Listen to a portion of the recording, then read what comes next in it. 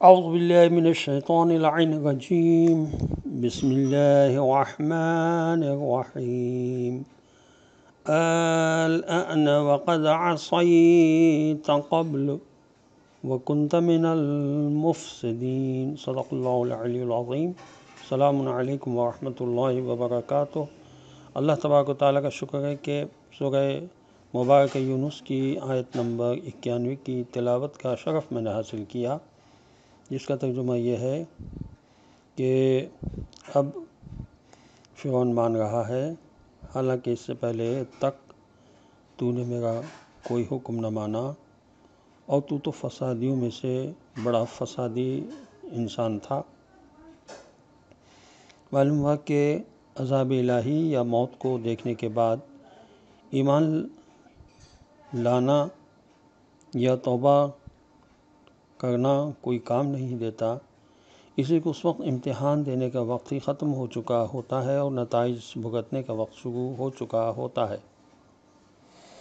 حضرت امام علی بن موسیٰ رضا علیہ السلام سے دریافت کیا گیا کہ آخر فرعون کو کیوں ڈبو دیا گیا، جبکہ وہ تو خدا پر ایمان بھی لے آیا تھا اور خدا کی توحید کا اقرار بھی کر رہا تھا۔ یہ تفسیر صافی اور عیون الاخبار و رضا علیہ السلام میں لکھا ہوا ہے۔ تو امام علیہ السلام نے فرمایا کہ وہ خدا کی سزا کو دیکھ کر ایمان لایا تھا اور اس وقت کا ایمان قبول نہیں ہوتا۔ یہ خدا کا عام حکم ہے، اگلوں کے لیے بھی یہی حکم تھا اور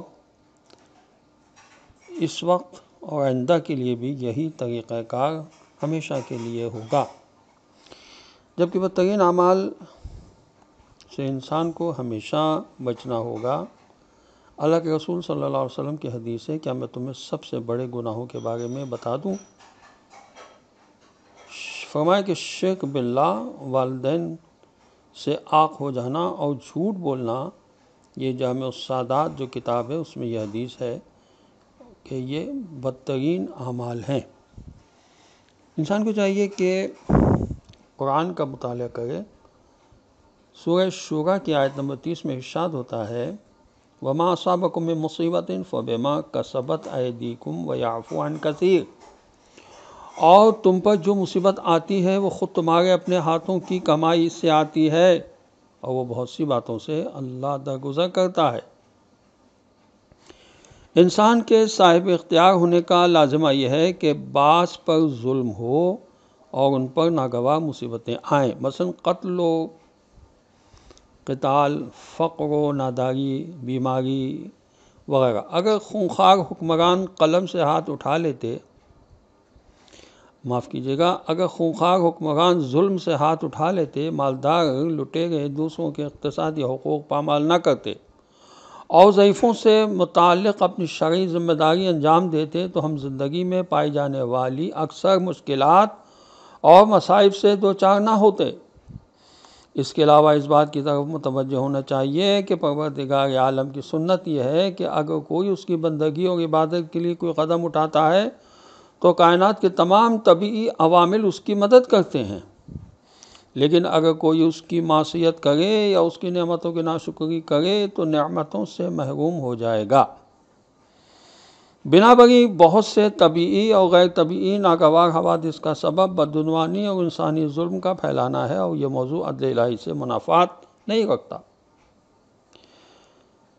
مجموع البیان کی جلد 9 صفحہ 37-47 پر یہ حدیث سے پیغمبر صلی اللہ علیہ وسلم ہے کہ اگر لکڑی کی پھانس، کانٹے کا چبھنا اور قدم کی لغزش، پاؤں میں موچ آنا، یہ سب گناہ کے سبب سے ہوتا ہے۔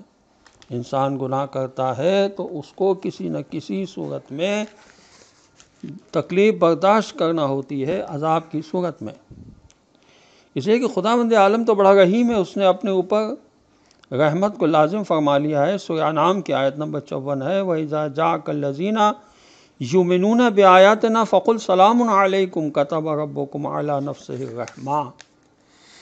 اور جو لوگ ہماری آیتوں پر ایمان لائے ہیں تمہارے پاس آئیں تو تم سلام علیکم، تم پر خدا کی سلامتی ہو کہو، تمہارے پروردگار نے اپنے اوپر رحمت لازم فرما لی ہے۔